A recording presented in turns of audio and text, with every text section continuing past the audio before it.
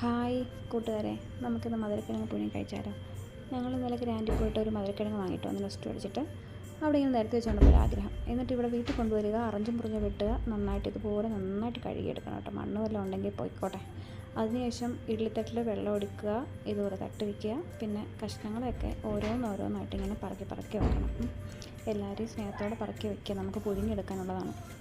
അതിനുശേഷം നമ്മൾ ലിഡ് വെച്ചിട്ട് നന്നായിട്ട് അടച്ച് ഒരു 20-30 മിനിറ്റ്സ് മതിയാവും. അതിനുള്ളിൽ തന്നെ ഇത് വെന്തോളും. പിന്നെ നമുക്കതിനേക്ക് ഒരു ചട്നി തയ്യാറാക്കാം, ഒരു കോമ്പിനേഷൻ.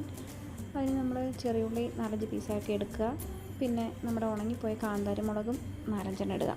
നാട്ടിൽ നിന്ന് ഞങ്ങൾ പച്ചയ്ക്ക് കൊണ്ടുവന്നിട്ട് ഇവിടെ ഉണക്കിയിട്ട് പൊടിച്ച് വെക്കുകയാണ് ചെയ്യാറ് കേട്ടോ. പിന്നെ കുറച്ച് വെളിച്ചെണ്ണ ഒഴിക്കുക, ലേശം ഉപ്പ്, ലേശം മുളക് പൊടി ഇട്ടായിരുന്നു. പക്ഷേ ഞാനത് കാണിക്കാൻ മറന്നു. നിങ്ങൾ ഇടുമ്പോൾ കുറച്ചിടുക.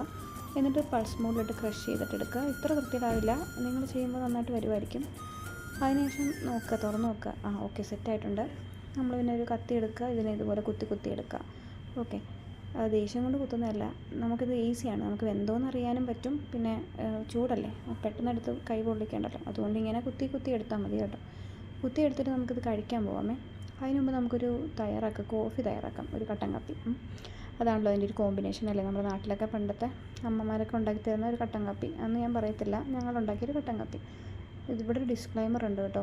അതായത് നമ്മളിങ്ങനെ ചട്നിയും എടുത്ത് ഇതുപോലെ കിഴങ്ങും എടുത്തിരിക്കുമ്പോൾ നമ്മൾ ആദ്യമേ തൊലി കളഞ്ഞ് വെക്കുകയാണെങ്കിൽ കുഴപ്പമില്ല. അല്ലെങ്കിൽ ഇതുപോലെ കൈ പൊള്ളിപ്പോവും.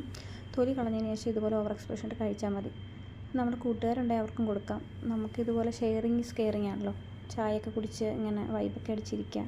ഹോസ്റ്റലേഴ്സിനൊക്കെ നമുക്ക് റിലേറ്റ് ചെയ്യാൻ പറ്റുമല്ലേ. സൂപ്പറാണ് കേട്ടോ. അത്രയ്ക്ക് നല്ലതൊന്നുമല്ല, ഞാൻ ഉണ്ടാക്കിയതുകൊണ്ട് പറയല്ല. പക്ഷേ കുഴപ്പമില്ലായിരുന്നേ. പിന്നെ അവിടുത്തെ ആൾക്ക് കൊടുത്തു. അവളും പറഞ്ഞു കുഴപ്പമില്ലെന്ന് പറഞ്ഞു. അപ്പോൾ നിങ്ങളിത് വീട്ടിലൊന്ന് ട്രൈ ചെയ്ത് നോക്കണം കേട്ടോ. വെറുതെ വീട്ടിൽ വൈകുന്നേരമൊക്കെ